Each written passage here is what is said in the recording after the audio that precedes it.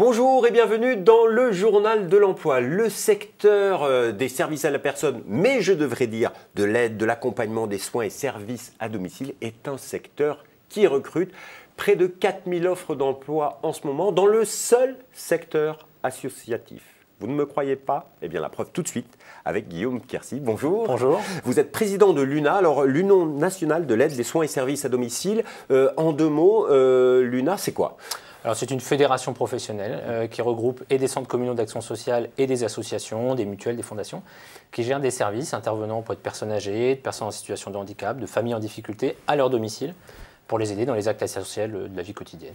Alors, il y a donc au sein de la structure de nombreuses associations locales qui accompagnent les gens. C'est des petites structures, des grosses structures Nos adhérents sont très différents. Alors, ils couvrent l'ensemble du territoire national et ça va d'associations ou de CCAS avec une vingtaine de salariés jusqu'à de très grandes entreprises associatives avec 3000 salariés pour la plus grande d'entre elles et qui gèrent effectivement une multitude de palettes de services aux services à domicile des personnes.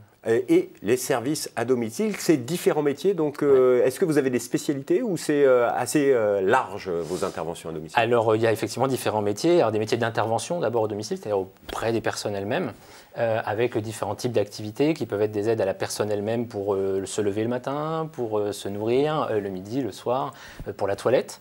L'aide aussi aux courses, aux déplacements à l'extérieur du logement. Et puis des métiers plus spécialisés, plus liés aux soins.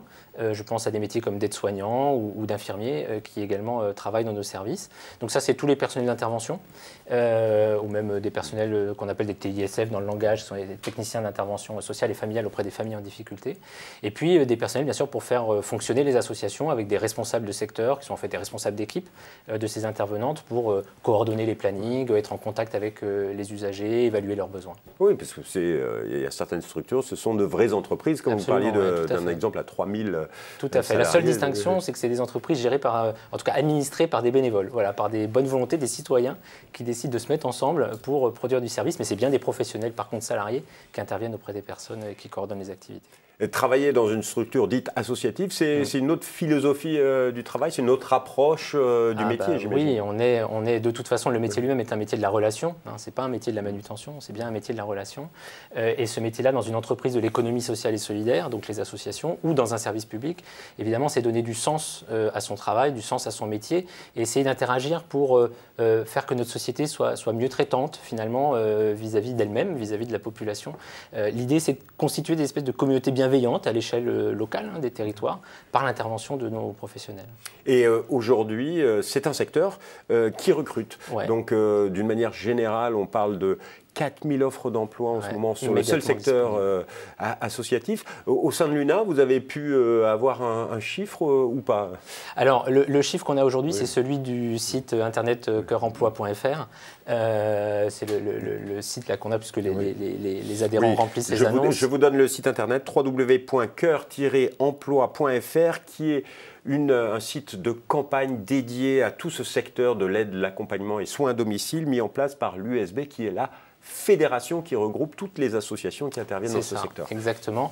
Et sur ces 4000 emplois sur Cœur Emploi, alors d'ailleurs emploi avec un S, puisqu'il y a beaucoup d'emplois à pourvoir, à peu près la moitié sont directement à pourvoir chez les adhérents de notre fédération UNA. D'accord. Alors, quels sont les métiers sur lesquels vous avez le plus de besoins?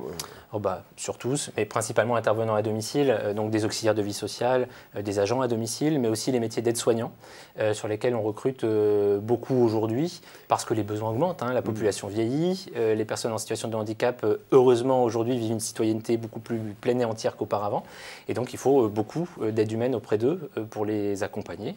Et quand vous recrutez, c'est plutôt CDD ou c'est CDI? Non, 85% des emplois sont en CDI, le reste effectivement en CDD, mais c'est bien des emplois pérennes.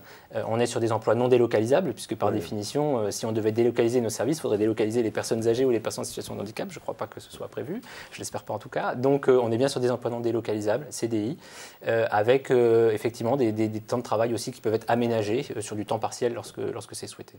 Donc vous l'avez compris, un secteur qui recrute, il y a de vraies offres d'emploi forcément près de chez vous. Vous pouvez les retrouver sur www.coeur-emploi.fr. Juste, quel est le petit plus si on est en recherche d'un emploi, qu'on est tenté éventuellement par ce secteur d'activité de l'aide, l'accompagnement et soins à domicile, quand on va travailler dans une structure associative?